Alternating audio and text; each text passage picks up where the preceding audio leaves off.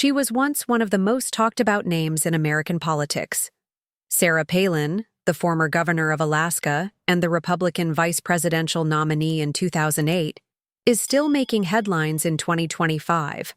While she may not hold a formal political office today, Palin remains an active and often controversial figure in both political and media circles. Her recent years have been filled with political commentary, public speeches, legal drama, and continued efforts to stay relevant in a rapidly changing world. Palin hasn't stopped pushing her views or showing interest in national politics. She's still a loud voice in the conservative movement and a strong supporter of Donald Trump. In early 2025, she spoke out about being overlooked by Trump's team, saying she was disappointed not to be chosen for a role in the Department of Energy. With her background as Alaska's governor and a long history of promoting energy independence, she said energy is her passion and a key part of national security. Palin even said she's ready to serve if called on, but she also criticized the current administration's inner circle, saying it's hard to break into and tightly controlled. Even though she hasn't landed a government job, Palin continues to stay involved. She ran for Congress back in 2022, and while she didn't win, she remains an important figure in conservative circles. Her speeches draw large crowds, and many see her as someone who can help boost other candidates' chances. She talks often about the direction of the Republican Party, expressing her support for small-town values and less reliance on political consultants. She believes the party needs to connect more with everyday Americans who feel ignored by Washington.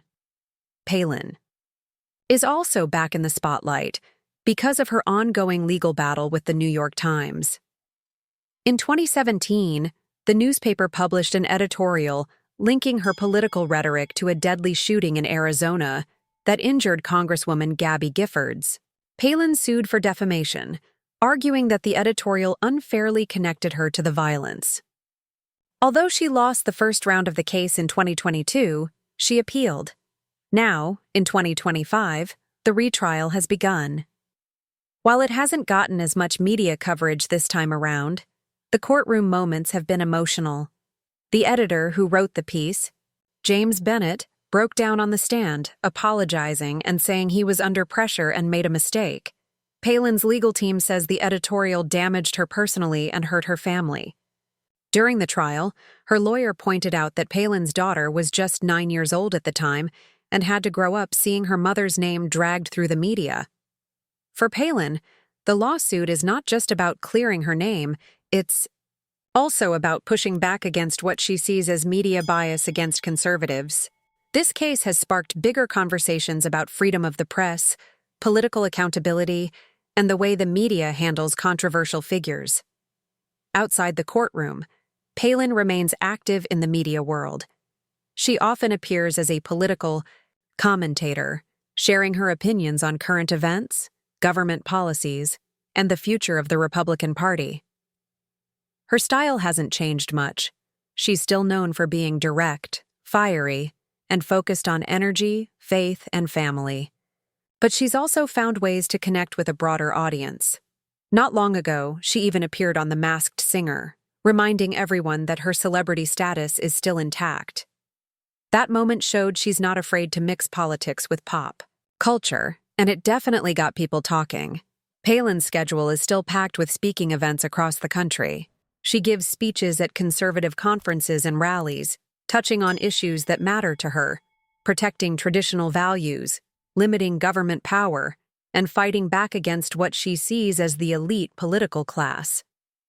She says Washington has become too scripted, too controlled by consultants, and she urges Americans to take a more active role in shaping the future. Energy independence remains one of her top priorities, and she continues to argue that the U.S. should rely more on its own resources and less on foreign powers. Even though she's not holding office, Sarah Palin is far from fading away. She's still a strong voice in conservative politics, still stirring debate, and still working to shape how people think about the future of the country. Her journey from Alaska to the national spotlight, her battles with the media, and her passion for issues like energy and government reform have left a lasting mark.